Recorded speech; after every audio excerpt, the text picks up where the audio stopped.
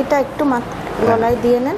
আচ্ছা, যেভাবে রোগীকে দেন এটা একটু মাথার পিছনে বিট দিয়ে নেন, তাহলে ওকে। বলেন। এখানে শুভ। হ্যাঁ,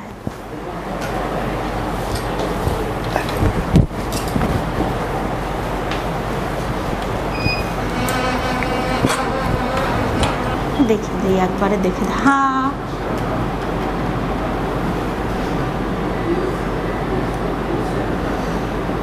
দাঁত তো আসলে অনেক ভালো। এইখানে একটু শিরশির হওয়ার প্রবণতা আছে, কিন্তু এই দাঁতটার কিছু করেন না কেন, এত ব্যথা হওয়া শুরু করবে কাকা।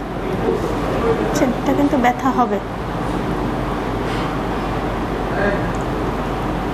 দাঁত এরকম ফাঁকা, তো হচ্ছে গিয়ে এই যে এইখান থেকে যখন ব্যথা হয় তখন হচ্ছে গিয়ে পেশেন্ট আমাদের কাছে আসে, তখন কিন্তু দাঁত তুলে ফেলা লাগে অথবা ওই যে রুট ক্যানাল বা ক্যাপ করা লাগে।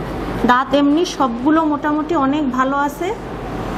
দাঁত ব্রাশে একটু অবহেলা আছে, ব্রাশ একটু জোরে করতে হবে, পারলে একটু স্কেলিংটা করবেন, আর এই দাঁতটা একটু রেস্টোরেশন করতে হবে, ফিলিং করতে হবে। দর্শক কেমন আছেন সবাই? সবাইকে অসংখ্য ধন্যবাদ। এই মুহূর্তে আমি আসলে আমার প্রিয় একটা প্রতিষ্ঠান অন্তরা ডেন্টাল, আসলে এই ফ্যামিলির সাথে আমি অনেক দিন জড়িত। আসলে একটা প্রবাদ আছে যে ভাত জ্বালা সয়, দাঁত জ্বালা সয় না। দাঁত এমনই একটি আমাদের শরীরের অংশ যেটা আসলে আমাদের সর্বনিয়ত কিন্তু এটাকে খেতে গেলে ব্যবহার করা হয়। তো সেখানে আমরা একটু দাঁতের যত্ন নিই এবং যদি পরামর্শ নিতে পারি ডাক্তারদের, তাহলে অবশ্যই ভালো হয়। এই মুহূর্তে আমার সামনে রয়েছে আসলে অন্তরা। আমি একটু জানার চেষ্টা করব যে অনুজা, অন্তরা ডেন্টালের একটু জানার চেষ্টা করবো যে আসলে দাঁতের যত্ন আমরা আসলে কিভাবে নিতে পারি। দাঁতের যত্নের জন্য আসলে আমাদেরকে অবশ্যই কমপক্ষে প্রতিদিন দুবেলা ব্রাশ করা প্রয়োজন, যেটা হচ্ছে গিয়ে সকালবেলা খাবার পরে। আমরা আসলে এটা উল্টো করে থাকি, খাবার আগে ব্রাশ করি, কিন্তু আসলে সকালবেলা খাবার পরে এবং রাতের বেলা ঘুমানোর আগে ব্রাশ করা। এবং অন্যতম একটা হচ্ছে যেটা আমরা করি না যেই কাজটা, সেটা হচ্ছে ফ্লস করা এবং টাং ক্লিন করা। এবং সুগারি খাবার, যেমন সুগারি ড্রিঙ্কস মানে কোল্ড ড্রিঙ্কস, তারপরে হচ্ছে যে কোনো ধরনের চকলেট জাতীয় জিনিস যতটা কম খাবো আমাদের দাঁত ততটাই ভালো থাকবে। এবং উচিত 6 মাস অন্তর একজন ডেন্টাল সার্জনের সাথে কনসাল্ট করা। দাঁতের চিকিৎসা যত আগে নেবেন তত আপনার দাঁত তো ভালো থাকবে এবং অল্প টাকাতে আপনি সেই সেবা পাবেন। দাঁতের অসুস্থতা যত সময় বাড়বে তত টাকাও বাড়বে, দাঁতকে বাঁচানোর ক্ষমতাও ডাক্তারের হচ্ছে গিয়ে কাছে কমে যাবে। আপনাকে অসংখ্য ধন্যবাদ। আসলে আমরা অল্প সময়ে একটা মেসেজ দেওয়ার চেষ্টা করলাম অন্তরা ডেন্টাল থেকে যে আসলে আমরা একটু দাঁতের প্রতি কেয়ারফুল হব এবং দাঁত যাতে ভালো থাকে ডাক্তারের পরামর্শ নিয়ে আমরা দাঁতকে সুরক্ষা দিব। দর্শক আপনাদের কাছ থেকে বিদায় নিচ্ছি।